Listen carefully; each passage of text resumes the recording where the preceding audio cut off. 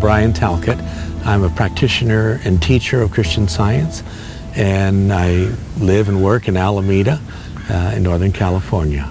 And we're out here at the beach today, and I thought, you know, so many people wonder what can they do in this time of crisis, this time of coronavirus. And some people feel that there's nothing they can do because there really is no treatment for most viruses, including this virus.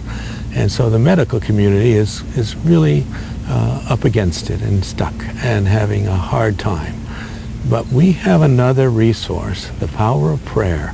And I want to talk to you about the power of prayer and its ability on your part to help others. A lot of people think when they pray, they're asking God for favors or asking God to do something. And that only goes so far.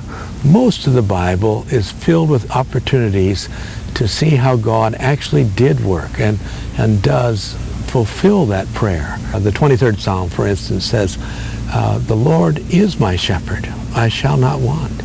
He makes me to lie down in green pastures. He leads me beside the still waters.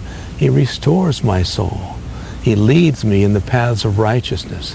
Notice there's not a request at all to God in that whole prayer. It's really an affirmation of what God is already doing. Jesus, in teaching people to pray, once reminded them that God knows everything on your heart before you say anything to him. He doesn't need to be reminded of what he needs to do. He's doing it. We need to be reminded of that power and presence of God right with us and right with those in prison, to touch their lives, to uplift them, and to heal them.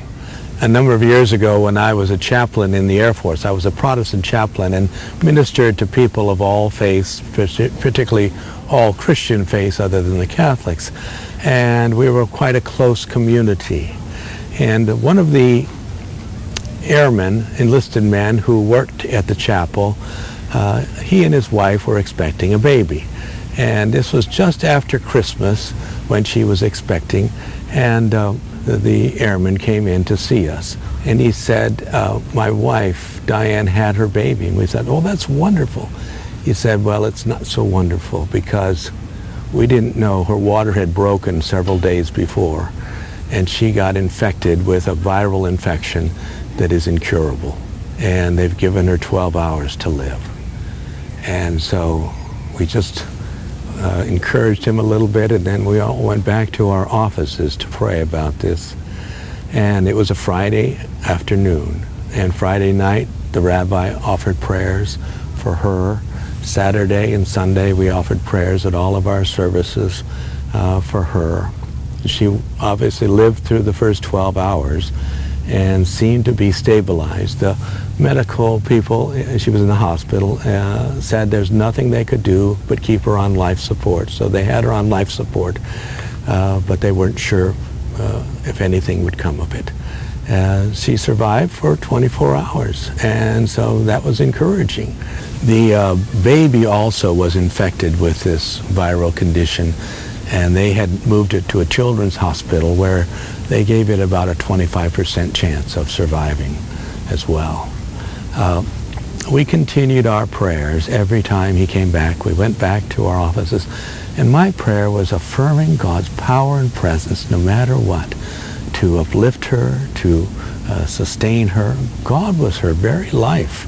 God was her very substance, and nothing could interfere with God's ability to sustain her. That's how I prayed about it. In Science and Health with Key to the Scriptures by Mary Baker Eddy, she writes, "The prayer that reforms the sinner and heals the sick is an absolute faith that all things are possible to God, a spiritual understanding of Him, an unselfed love, understanding God, that God's goodness cannot be limited in any way, cannot be violated in any way by a virus, that He sustains man, He protects man, and that is powerful."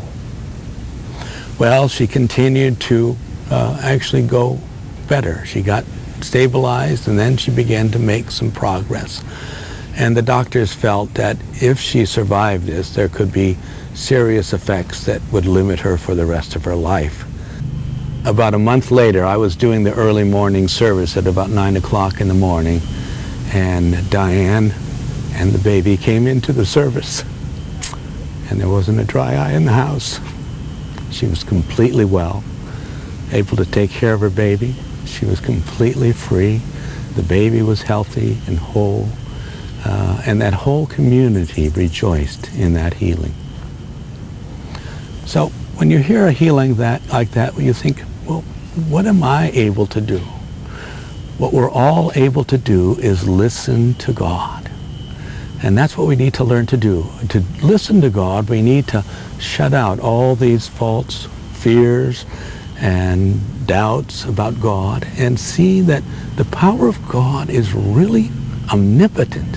One of the things I learned in my practice of Christian Science is that when I get still and listen for God, His presence and power is right here with me.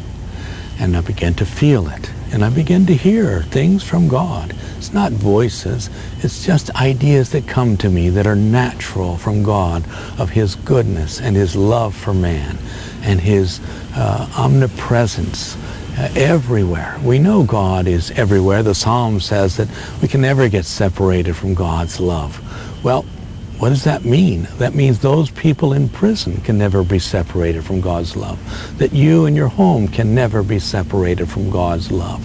And a great thing to know is that God is not far off, but right here with us and speaking to us. And we can hear that voice of God. It comes sometimes as a sense of peace, as an assurance, as an inspiration, and sometimes as very clear words, often things we've known from a Bible passage or from a hymn or something in science and health that touches us in a new way. That's God speaking. And what God says to us, God confirms throughout the universe. It is powerfully present in prisons, with everyone, everywhere. We want to see that omnipresence of God's power reaching every heart. The character of God is love. It doesn't say in the Bible that God is loving. It says that God is love itself. And so constantly He is imparting love to every one of His children.